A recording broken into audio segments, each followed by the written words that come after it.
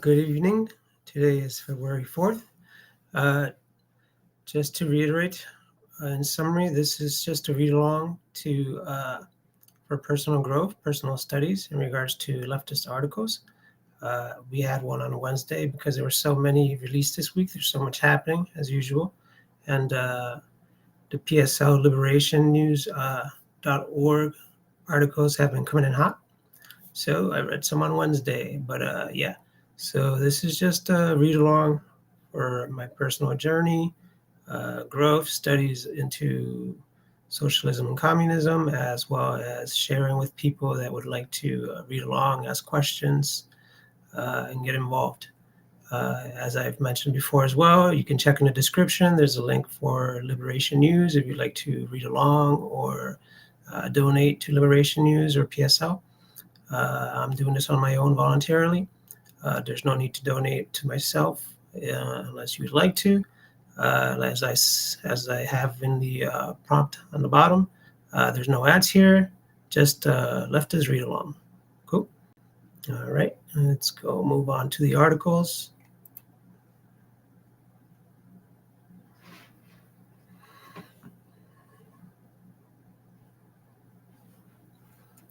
All right, what we have here today.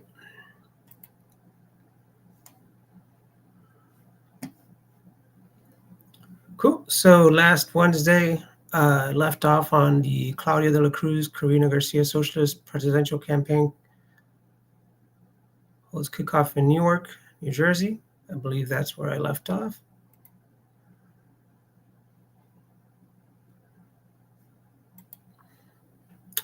Let's look that one over again. There's only 3 short articles today, so we can probably go over that one again, read some of it. This one was released on January 31st.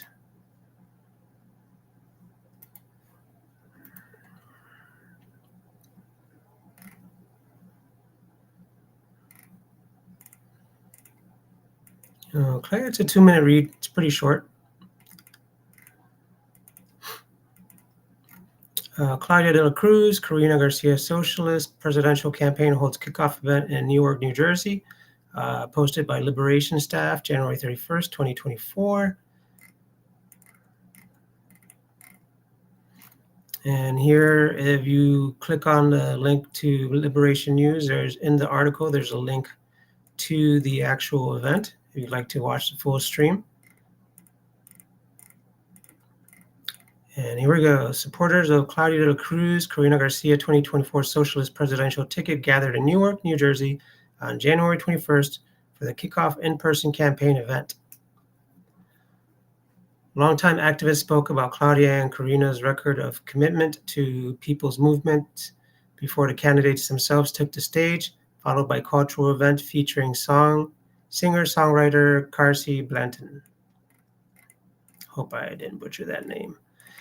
Claudia and Carolina have spent their entire adult lives as organizers, helping to lead struggles for justice on many different fronts. Testifying to their long-standing dedication, the crowd heard from Texas-based community leader Lucy Ceballos Felix, New York City-based activist Mia Tata, Stephanie Weatherby of the International People's Assembly, reproductive justice activist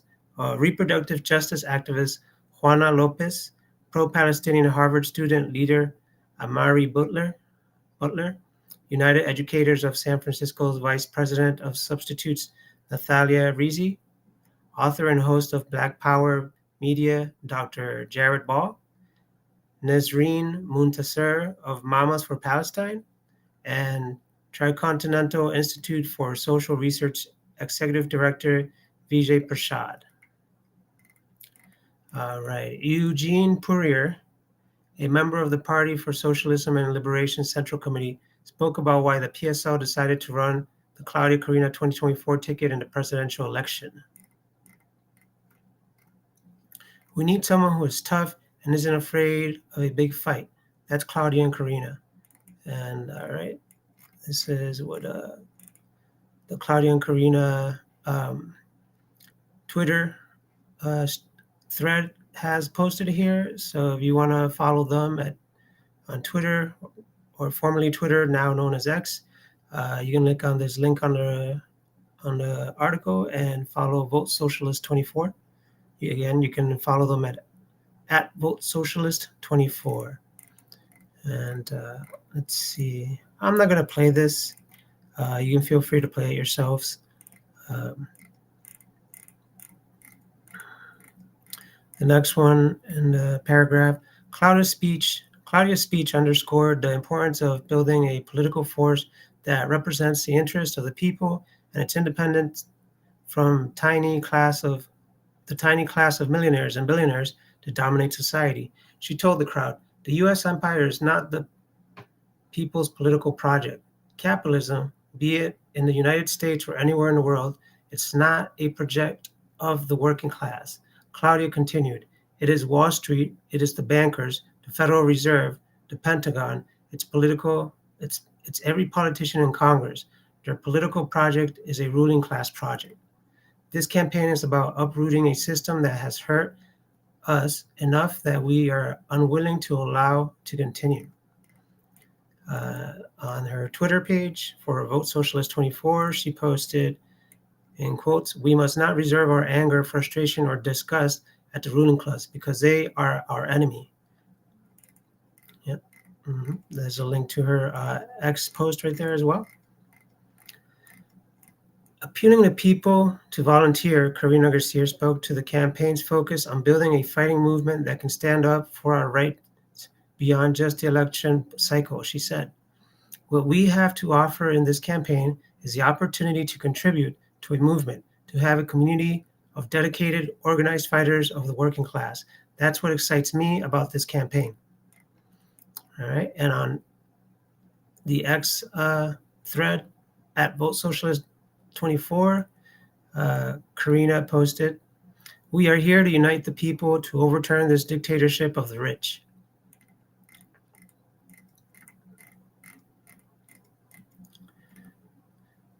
The two capitalist parties claim to be the only real options for people in this country, but every day they prove themselves to be committed to exploitation, war, and destroying our planet to make more profits for the super rich. We launched this campaign with the main goal of building the movement for socialism and liberation, but also to cut through the lie that we have to always choose the lesser of two evils. Both the Democrats and Republicans serve CEOs, bankers, and Wall Street. Working class and oppressed people in this country want and need our own party. All right. So my comments. First thing that comes to my thought in regards to this article, in regards to the message actually that they're pushing out there, and this is really all I'm going to say about it. I'm not going to try to rant about it too much, even though there's obviously a lot to say. But I think what we need to do when we look at these campaigns is not just look at the short-term win of getting them elected, but what the what their campaign is actually setting out to do, whether they're elected or not, right? Which is mobilize the people, enlighten the people, inform the people, educate people into what the real issue is within our system. Regardless of whether they're elected or not, the system is the problem. These parties, these two lesser evil parties, are the actual feature and the flaws of the system, right? So what we need to do is we need to try to elect people like Claudia. We need to elect people that aren't elitists, that aren't going to represent elitists and the oligarchy. So what better way to do that than to actually elect working class people that are actual activists, that are actually fighting and have always been fighting for human rights, for human rights here at home and abroad. So, and this goes for any party actually. We've seen year after year that no matter who you elect on the Democratic or Republican Party side, whichever party you choose to, they will give the illusion of giving the people something, but it's really just crumbs. It's just really trickle down economics that they're doing, or lesser evil strategies where they'll give you a little bit, like Obama that promised unit single care and only gave us Obamacare, which was a total failure. It did help a lot of people, but it didn't really change the issue systemically of what is wrong with our healthcare system, right? Uh, Trump's tax breaks didn't really fix what was wrong with the system. So a lot of people that you argue with about Trump will say, "Oh, well, he did help us." Not really. Like, we're still in the situation we're in because of Trump, and Trump's going to blame it on Biden, and Biden's going to blame it on Trump. But if it's both of them together, whether we like it or not, they are not that different. They are elitist. They represent oligarchies. They represent elitists because at the end of the day, they're looking out for themselves. They're looking out for their own personal legacies in regards to how much money, power they're going to get to retain and continue retaining after being president. So again, when it comes to electing people, I think what the American people don't realize is that you can't look up to elitists, you can't elect them. You have to focus on electing the working class people that understand you and that can represent you and that will actually do things like fight for universal health care for you. And you have to do it outside of the duopoly, outside of the two-party system, because those two parties, what they do is they sheep herd voters and tend to tell you that they can't do what they promised they'd be doing, right? We have, for example, now Biden uh, saying that there's so many things that he couldn't do for us because his hands were tied. Yet overnight, he was able to send billions of dollars to Ukraine when they needed it and send billions of dollars to Israel when they needed it, totally bypassing Congress and totally bypassing any formalities that were necessary to actually declare funding for war. Um, he can do such things if he wanted to for the immigration issues. He could do executive actions for tuition issues for college students. He could do it for healthcare system issues. But in the end, they're not, because they have to continue giving the illusion, holding the carrot on a stick, that they need to be reelected in order for them to cause real change, and that there needs to be this giant blue wave in order for them to give us everything we need, right? Um, so yeah, stop electing elitists. Stop electing elitists specifically that are running in the Democratic or Republican Party that are just going to look out for themselves. You can there's plenty of examples as well, but one of them, Shama Sawant, who was elected for her district and decided to take a pay cut to make sure that she was representing her constituents. That's a great example. And she's from Socialist Alternative. She's working now with Workers United, I believe. But yeah, we need to have more people like that running, and we need to actually elect more people like that. We need to totally reject the two-party system. Okay, and I think what this Claudia de la Cruz and Karina Garcia campaign are attempting to do is just that: bring forward what the real issues are, and the real issues are our system. Which even if they don't win, if they win enough people, they can actually start a mass movement, organizing people, boots on the ground, from the ground up, with representation from actual working class people that have experience in directing movements so that we can actually create changes. Don't forget that almost 70% of Americans support universal health care, yet Congress won't even pass it. They don't even talk about it like it should be a valuable thing. But they have no issues giving the Pentagon trillions of dollars that magically disappear. They have no problems funding the heck out of wars, but then pit immigrants against the working class people, like if they're the issue crossing the border, when there's plenty of resources for plenty of jobs for everybody, for actually investing in the infrastructure of America. All right. So that is my thoughts on why we should be electing people like Claudia and Karina. And I hope people listen and actually start waking up. And I hope this movement grows, because a movement like Bernie's is just not going to cut it. A movement where people are just going to sheep herd you and eventually endorse the very genocidal maniacs that are in power now, it's not going to cut it. Even people like RFK Jr., I can't get on board with him, because his stance are horrendous. He still supports Israel, and he is an elitist. Even though he's running independent, he's an elitist, so he's always going to represent the elitist, the oligarchy. Don't be fooled by him. I think he's another wolf in sheep's clothing, and I think people like him and Marianne are going to likely end up doing the same thing that Bernie did when it comes crunch time, and endorse people like Biden, saying that this is the most important election of our lifetime, and we have to elect them to prevent Trump from winning.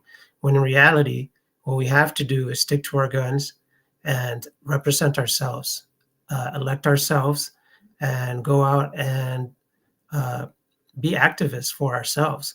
Because when millions of people join together, the government actually pays attention. People actually listen up in the White House, because they know that if the illusion is broken, that they have to make adjustments to make changes to actually calm the people down, right? And that would be a next level of where we go from there. Not going to get into that, but the only thing I'm saying is elect the working class. Stop idolizing and voting for elites that aren't going to represent you, that are always going to throw you under the bus when it comes to crunch time. All right, cool. So let me roll this back. Go on to the next article here. Defunding of UNRWA reveals U.S. culpability in Israel's genocide in Gaza.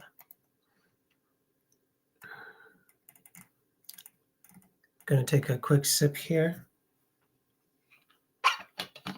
Hope this isn't too hot.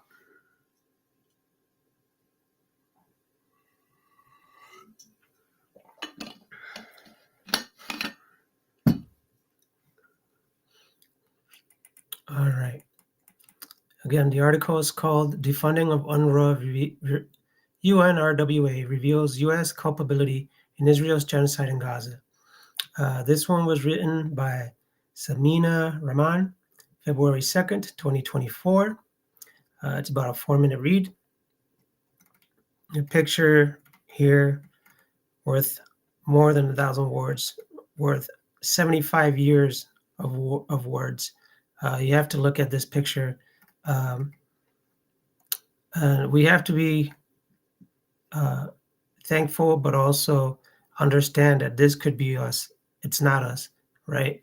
But this could be us. You could have been unlucky enough or unfortunate enough to be born a Palestinian in these last 75 years of occupation. And we have to treat them as human beings, as if they were our brothers, our sisters, our siblings, our children, our grandparents, our parents. We should look at all humanity in the same way around the world. No matter how far away they don't deserve this. They don't deserve to be bombarded while they're sleeping. Just think of kids. It's horrific. Let me read the article so we can continue with comments. The photo is Gaza City after an Israeli airstrike on October 9th, 2023. Credit Wikimedia Commons. And the article begins, at this critical moment, the United States and other Western countries are threatening to further suffocate Palestinians by blocking funding to the United Nations Relief and Work Agency of Palestine Refugees in the Near East, in parentheses, UNRWA. These countries are directly culpable in Israel's genocide in Gaza. Latest data from Gaza's health ministry describes a harrowing number of nearly 27,000 Palestinians murdered. 10,000 of those children due to Israeli heinous genocidal attacks since the launch of Operation Al-Aqsa Flood on October 7th. This amounts to nearly 1 in 100 Palestinian deaths in the last 4 months. Israel's criminal attacks are also creating near famine conditions across historic Palestine, where more than 500,000 people in Gaza are facing catastrophic hunger. Francesca Albanese, UN Special Rapporteur for the Western Bank and Gaza, described the sanctions as collectively punishing millions of Palestinians at the most critical time. UNRWA formed to meet the basic needs of Palestinians.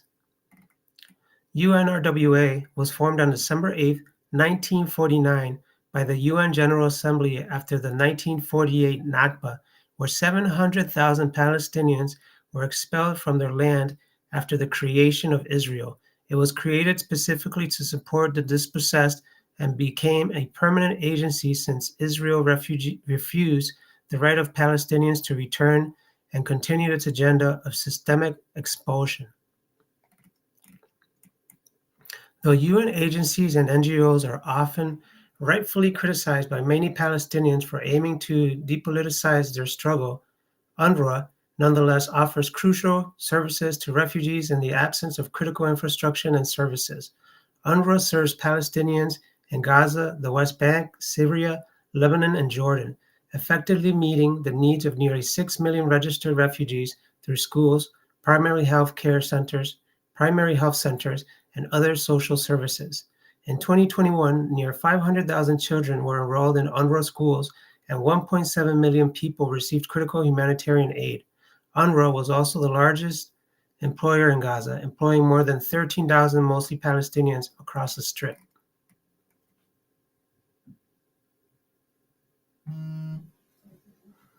As a principal provider of humanitarian assistance in Palestine, seizing UNRWA operations will lead to disastrous ramifications for Palestinians who are already suffering in unthinkable conditions created by Israelis' genocidal attacks.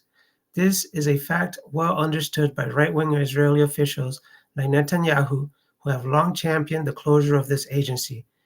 Their goal is to suffocate the Palestinians and create dire enough conditions that they will evacuate the land, paving the way for the completion of Israel's ethno-nationalist Zionist project.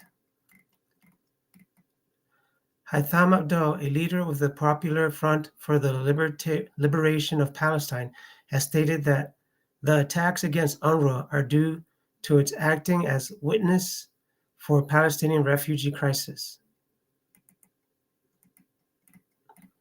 Renewed attacks against UNRWA. Israel renewed its attacks on UNRWA in the immediate wake of the International Criminal Court's finding of plausible evidence of Israel committing genocide against Palestinians. Not only did the ICJ provisional ruling order Israel to prevent acts of genocide in Gaza, it also urged Israel to enable the provision of urgently needed basic services and humanitarian assistance to address the adverse condition of life faced by Palestinians in the Gaza Strip. Instead of focusing on the damning findings and airtight case argued by the South African legal team, mainstream corporate news media immediately shifted focus away from Israel's crimes. Israel released a dossier falsely accusing 12 UNRWA workers for participating in the October 7th Palestinian resistance counteroffensive, along with baselessly alleging that 190 workers had ties to Hamas or Islamic Jihad. The US, UK, Australia, and other European countries have since suspended funding to UNRWA based on this shaky evidence offered by Israeli intelligence. By shaky, they mean no evidence. No evidence has been presented. Other countries, however, like Spain, Ireland, and Norway, have expressed their support to continue funding UNRWA, breaking from the pro-imperialist consensus on this matter, because they're not ghouls. Philip Lazzarini, the head UNRWA, said it was immensely irresponsible to sanction an agency and an entire community it serves because of allegations of criminal acts against some individuals. Since October 7th, 150 UNRWA workers have been killed by Israel, the largest casualty of UN staff in history. Let me repeat that. Since October 7th, 150 UNRWA workers have been killed by Israel, the largest casualty of UN staff in history. Insider sources reveal that the Israeli intelligence is based on forced confession extracted from torture of Palestinians who were detained on October 7th.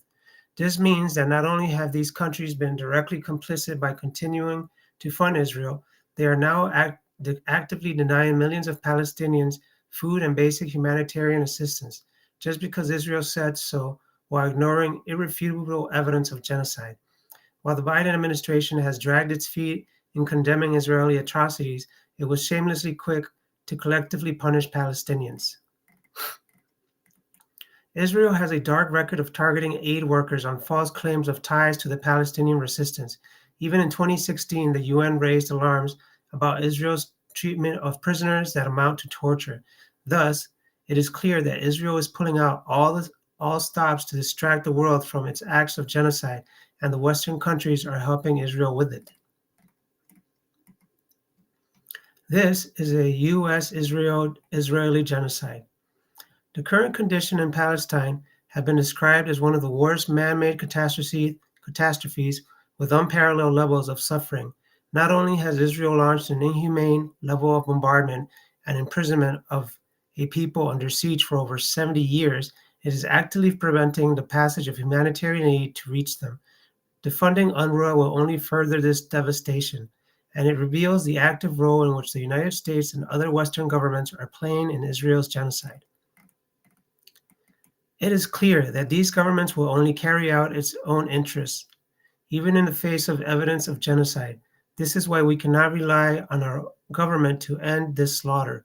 The liberation of Palestine will be achieved through the steadfastness of the Palestinian people, backed by an organized international solidarity movement. Yeah. And that was article Defunding of UNRWA Reveals U.S. Culpability in Israel's Genocide in Gaza. Yeah, imagine being accused of something without any investigation or serious evidence and then being told you're guilty, right? So this is how the U.S. and all of these Western European nations are treating UNRWA right now.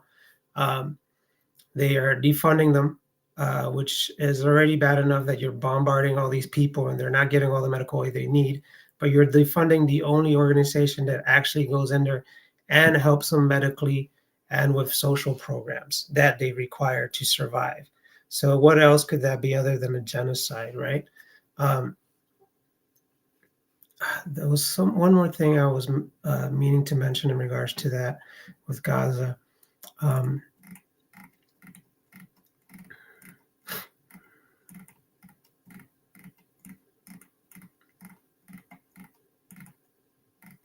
Attacks on UNRWA, renewed attacks against UNRWA.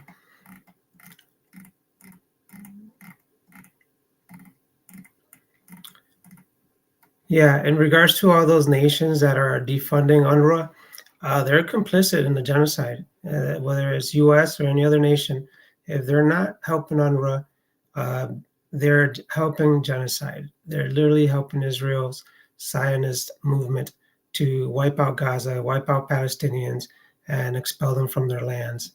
Um, I mean, it's really disgusting that this has been going on for 75 years now, since the 1950s, if not longer. And we should definitely stand up for Gaza. We should stand up for Palestinians as humanitarians, as people with a conscience that is not morally bankrupt. We should definitely speak out about this and join organizations or movements that are protesting, that are being strong activists and strong proletariats of the working class. What we need here is solidarity. Um, don't forget that this could be us. These bombardments. This just goes to prove that uh, the Zionists, the imperialists, the elitists, the oligarchies, they don't mind killing a few thousand people here or abroad for personal gain. They don't mind uh, but rolling out the tanks in big cities like Los Angeles for things like Black Lives Matter. They don't mind. They might sensationalize in the news that a bunch of buildings were burned. Uh, it's microscopic compared to the actual issues that haunt our nation, the issues of genocide, of racism, of oppression. Um, don't forget that the United States didn't join World War II to save Jews. They joined because they were involved with Pearl Harbor. And don't forget that it was people like the Army of the USSR that actually lost millions of soldiers, millions of human lives to defeat uh, Germany. Uh, yeah. So in regards to Gaza, I think we need to support the people here and abroad. Uh, I've seen many comments of many Israeli people that are Zionist here and abroad, which is disgusting. What they say, they say that the Palestinians are animals that they deserve to be killed. They support the whole idea of mowing the lawn. These are deranged people. I'm sorry. These are morally bankrupt people that can't be excused just because of their ignorance if they don't know the history or whatever. It's just basic human, uh, uh, natural human empathy that should drive you to say, hey, look, there's a lot of people being bombed somewhere. That's bad. A bunch of innocent women and children being bombed. You should say, hey, that's really bad. That should stop. You shouldn't say, hey, let's wipe them all out. That's nonsense. Even if it was the Germany times during World War II, I would not say we need to wipe out all the women and children in Germany because of what their government decided to do. You know what I mean? Um, so do I have any respect for the Zionists? Yeah, they're humans too. They need to be re-educated, rehabilitated, and Zionism needs to go away. That's the bottom line for me. Uh, in the meantime, I think the best outcome would be a ceasefire and then keep pushing to have a two-state solution because that's probably the best outcome, even though I don't even think it should be a two-state solution personally. I don't think Zionists should exist at all. Israel wasn't around for thousands of years. They shouldn't be around now. That's that. Jews could have gotten a chunk of East Germany if they wanted their own state, you know? But no, they didn't want them there. They wanted them in Palestine. Don't forget that.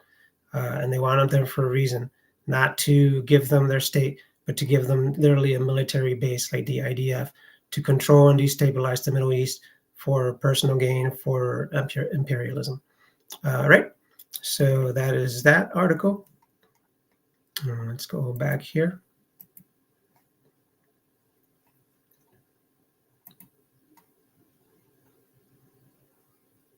All right, let's see. I'm going to have another drink of water here before I set up for the last article for today. And looks like this article is based on USA issues, healthcare system issues, which is good. We definitely need to keep up and multitask.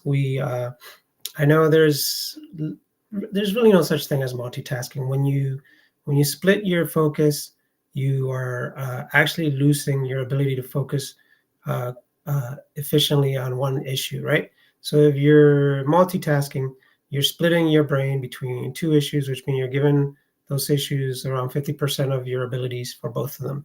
Uh, but when I mean for multitasking for a movement, it means that we can have different branches of working class movement fighting for different things, or that we can allocate time for different things, such as fighting for Gaza and fighting for universal health care or the working class in the United States.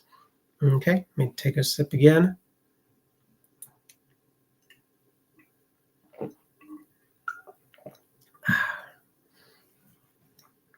Okay, final article for today. Boston pharmacy desert due to capitalist competition, not theft. All right. Article by Connor Ramirez McGinley and Salim Halal, February 4th, 2024. That was released today. It's a 3-minute read. All right. The Walgreens on 416 Warren Street in the Roxbury neighborhood of Boston shut its doors on January 31st. Roxbury is the heart of Boston's Black community, and this marks the fourth in a recent series of closures throughout predominantly Black and brown working-class neighborhoods of Boston.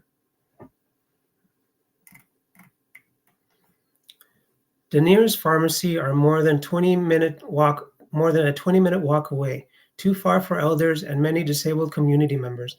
44% of Roxbury residents do not have access to a car, and Boston's public transit is notoriously unreliable. The store was originally set to close on January 15th. Residents and local church organizations organized a protest on January 12th, speaking about the pharmacy's importance to seniors and surrounding residents. In response to the community outrage, Walgreens delayed the store's closure on January 31st. The closure attracted national attention, prompting U.S. Senator Elizabeth Warren and Ed Markey and U.S. Rep. Ayanna Pressley to send a letter to Walgreens CEO Tim Wentworth requesting the store remain open. Ooh, a strong-worded letter.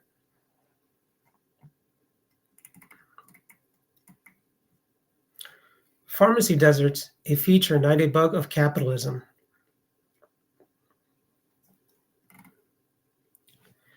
This removal of life-saving medical care is not taking place evenly across the city. Walgreens has 18 stores all across Boston, but the only stores closed in recent years have been in neighborhoods which are home to Boston's Black and Caribbean diaspora communities, Roxbury, Hyde Park, and Mattapan.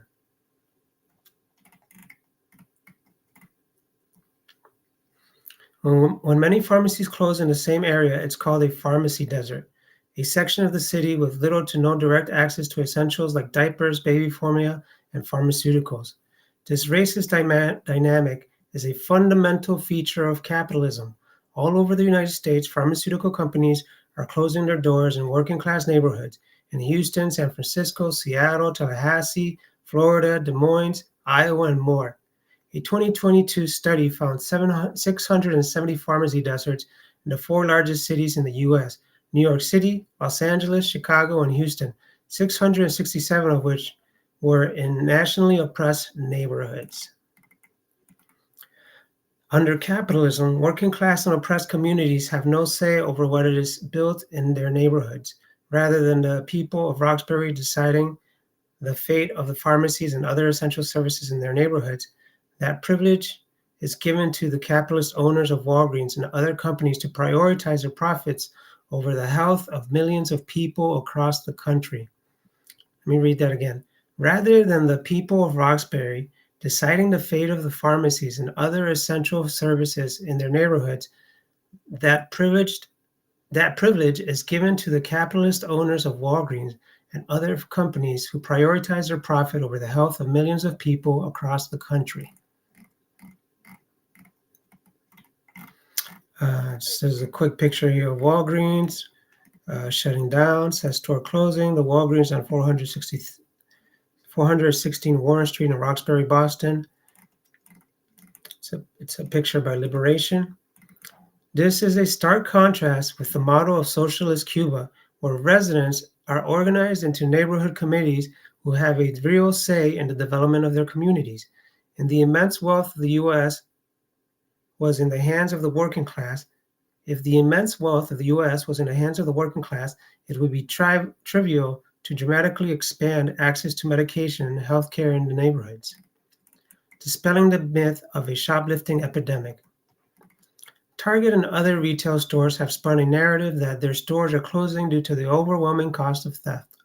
They say that rampant shoplifting is cutting into profits, forcing them to close despite the best intentions of their corporate owners. This narrative is amplified by corporate-owned media outlets. It is a bald-faced lie. Data shows that shoplifting rates have been trending downward since 2018.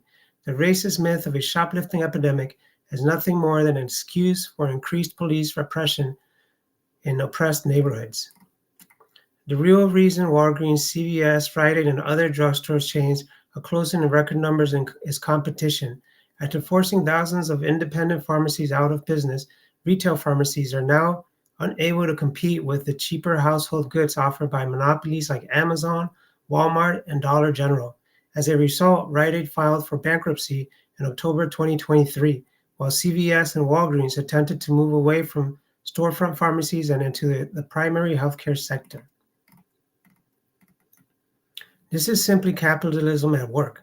When profits drop, companies close down operations as they see fit, and the working class is left in the dust. The solution to this problem is obvious. End the rule of profits and corporations, and put control of business into the hands of the people. Neighborhood enterprise must be operated for the needs of the people, not for profits. So this is textbook ghoulish capitalism, where they create a false issue, like a straw man issue, like saying there's too many criminals in that neighborhood that are costing the company money, so we need to shut down because it's not sustainable. That's one, right? Which is already, as stated in this article, false. The other is that they have to show in their quarterly earnings, in their yearly earnings, that they are growing exponentially, that there's always growth. If not, shareholders see that their stocks aren't going to grow anymore, so they sell and they move on to the next big thing, right? So this is what's happening with Walgreens. This is what's happening with a lot of big stores, Target, Starbucks. They're just being greedy. And this is just another reason why things like healthcare should not be capitalized. They should be socialized, and they should be fully funded, as much as we fund wars, as much as we fund silly spaceships to space, as much as we fund destabilizing other nations, as much as we fund the Pentagon and the CIA and the FBI to keep on pushing these systemically racist wars and missions around the world, and at home as well, as stated in the article, that it is racism. It's systemic. There's also a lot. It also has a lot to do with the oppression of the working class, and that's, as the old saying goes, right? It's something like, first they came for them, I did nothing, and now they came for me, and there's nobody here to help me either, right? Something like that. But so first they came for the poor working class, like minorities, like Black people, Hispanics, all kinds of minorities. And guess what? Because we're in late stage capitalism, the profits need to keep exponentially growing. So who are they throwing under the bus next? Working class, white people, everybody, anyone they can, as long as they can make a profit for their elitist schools.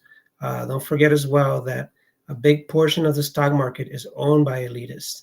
I think it's over 60% of the stock market is owned by the 1%, and then the rest is scattered out against. It's scattered out around for the rest of the retail class, which is the working class, right? So when you see stocks jump up and jump down, it's not me selling a few bags. It's billionaires taking their profits and waiting for the stock to go up or waiting for the stock to bottom so they can buy more and sell at all-time highs again. And not only is this horrible for poor people, but it's actually horrible for working class people that own stocks too. Because imagine if you have a 401k with stocks in them, and you expect that 401k to grow because of inflation, because of stock growth. Well, guess what? It's going to take a lot longer because of the buybacks, because of the selling of stocks by active traders, right? Billionaires is what I'm talking about, and millionaires on Wall Street. So, are stocks good? No, they're not. Is capitalizing on systems that uplift the working class good? No, it's not. We should not be capitalizing on healthcare, on education, and we should actually be investing on uplifting all the working class. Having homeless people and poor people is a feature and a symptom of the capitalist system. They leave people poor so that we can look at poor people, shun them, and say, I don't want to be there, so I better stick to the rules of the capitalist system. All right. So, no, you should not shun people. You should be more empathetic to people, whether they're criminals, uh, whether they're accused of crimes, because I don't think I should throw out labels and call people criminals. Um, but people all go through paths in lives, and if you're born in a rough neighborhood, you're influenced by that rough neighborhood. You're influenced, you're oppressed, you're angered. Uh, you're going to try to do what you can to survive. And that's not excusing crime, but that is cause and effect, right? The similar with cause and effect with Palestine. Uh, Israel funded and practically propped up Hamas. Hamas has become now a big political party for the Palestinians. And after 75 years of oppression, Israel might think Hamas are terrorists, but to Palestinians, they're liberators because they have brought to the forefront this big issue. And yeah, you might be saying, well, they're getting it worse now, but nobody cared about Palestinians before October 7th. Now the whole world sees. Now the whole world has to shine a mirror on each other to weed out who are actually good people and who are actually morally bankrupt. You know, I am always willing to talk to people about these issues and fully educate them and inform them on the issues, and then see what their actual critique and analysis is. If they shut themselves out, then they're willingly ignoring the truth, because I always suggest they should research themselves, and they're really being morally bankrupt, which goes to a deeper issue, which I obviously can't get into here and talk about for hours, but those people need rehab as well. So they need more help, right? So what is the issue with America? Education. We do not have a proper education. We have a very bad education that's even worse in poor neighborhoods. Because imagine being born in a poor neighborhood with a poorly funded school and getting a crappy education. It's bad enough they already propagandize everything, but getting a school with bad funding just leads to a lot of problems when people are growing up undereducated. So yeah, education is a big one. Education and healthcare funding, pharmacies, all this stuff. This should be socialized. We've seen many reports after reports after reports of pharmaceutical companies making record profit on pennies, on products that cost pennies, right? And it's just disgusting. It really is disgusting. And anybody that understands and sees the numbers, that has a conscience, knows that it's disgusting. And no, the market's not going to fix itself. No, you can't deregulate and think that pharmacies are going to do the right thing and charge cheaper prices so that everyone can get pharmaceuticals at an affordable price. That's not how capitalism works, right? So when people tell you all we need is less government in our life, no, what we need is real democracy in our lives. What we need is real voting systems. We need ranked choice voting. We need to elect real people that represent the working class. All right, cool. So that is my spiel on the Boston pharmacy issue. I mean, just think about what they're doing. They're exacerbating the situation in this poor neighborhood now, where older people are probably going to die because they can't get their meds, you know, and sick people are probably going to get sicker because they can't get their meds in an already poor neighborhood.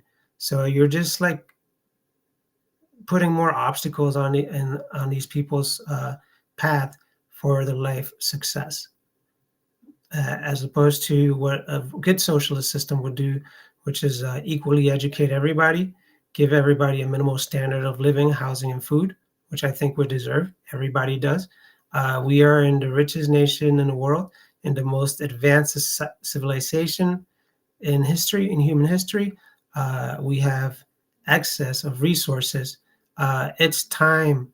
It is not excusable that we have a single homeless or poor child in America. Not a single person should be homeless or poor. Not a single person should be going without health care, mental health care, any kind of care they need, you know, and people should not be going without rehabilitation programs. All right. Sorry if my rant went a little far on these 3 articles today. Like I said, you can search on the description the link to Liberation News. There's also my link there. This program or this stream is for educational purposes only, so that people can listen along, read along, comment along. As it says on the prompt on the bottom, no ads here, just a leftist read along, and please share. And as soon as we have more people joining in, the better. So feel free to share so we can have conversations, guests, grow the stream. If necessary, I will throw in funding to make the presentation better. All right. So with that being said, everybody, please read these articles, study the truth, search for facts, reject the fiction, reject the simulation that the propaganda system is trying to feed us. Let's see what else. Let me refresh this one more time to make sure that there is no last minute articles. Let's see here. Okay, no last minute articles as of now. There might be 10 articles by next Sunday, who knows? Everybody, stay healthy, stay safe, stay humble, and keep searching for the truth, the facts, the knowledge. Have a good night. Oh, I should probably smile. Do I ever smile? Anyways, goodbye.